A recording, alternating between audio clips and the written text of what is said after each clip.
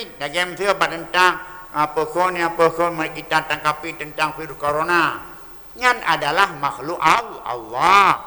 La udwahana menular. Memang tidak menular ya. Yang penular Allah. Meyohana menular Allah hamanu. Siapa yang menular? Siapa yang dikehendak oleh? Karena zatinya makhluk Allah la ta'sira, tidak ada memberi nyan keyakinannya. Ya. Tapi walaupun lagi nyan karena itu suatu penyakit.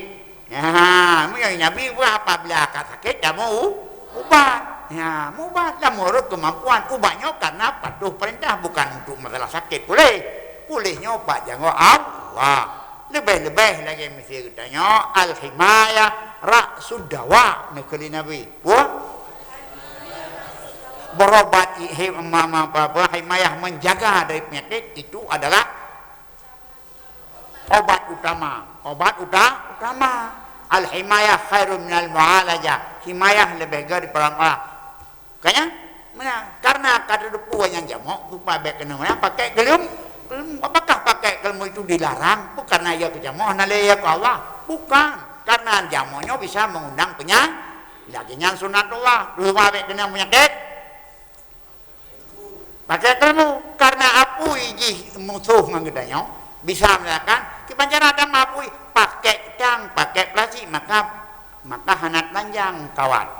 Mereka jijak maka lanjang pakai yang untuk himayah nu baik cepat baik kerja tu.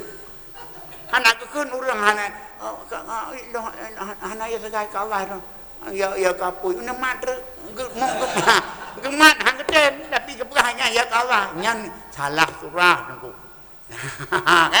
karena walatul baidikum ila tahlu baik kamu campak di kamu kepada binasa menan dalam menanggapi penyakit corona penyakit lain dayak mubat perintah Nabi tawakal halna nya pieun getanya mubat usaha itu perbuatan Nabi mubat tawakal halna serahkan diri kepada Allah. Nasib kita pada pulih Allah, sakit Allah. Mahan sakit, mahan negeri Allah. Kita berjalan di bawah takdir. Apa takdir? Itu yang terjadi. Kampung, anak terbayang 2 bulan kau lekut. Ya, kalau puasa tabut mana? Karena begitu takdir, itu yang terjadi. Ya, keempat. Jadi makalah tukazir hama.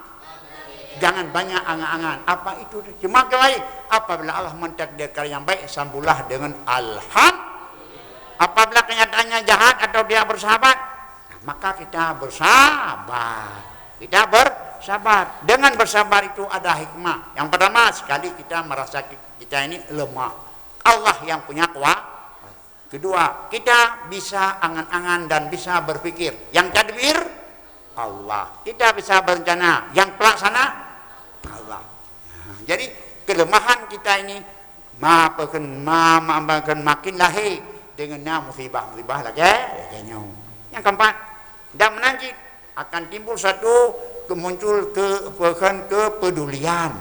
Maka dengan maka timbul persaudara hak dan pakai dia untuk bayar. Maka timbullah ukhuwah. Yang mana pandai ukhuwah kalau pakai? Ini Israel nam tinggal dipilih. Yang mereka nantinya Israel itu yang pergi ke rawat. Pakai menang kita Tuhan Allah. Karena menyo tengah na bala rayu nyan bala ubud kagak ada haji. Kagak ada. Lagi tu kana musuh rayu nyan kamu gak tu ikro. Tapi menyo hana musuh rayu yang benar je yang adu lakum benar sini mem kita bawa. Tapi batik kana musuh rayu kita hanali menghadapi semua kebersamaan kepada musuh yang lebih fokuskan kita sekarang apa sedang kita hadapi cobaan Allah hadapi situ maka celah-celah ban perkena seling kita antaranya bisa hilang hang ada lagi nyaurang pak gabai katanya ndo buat di contoh hang ada tanya begini yang kampung wallah alam bis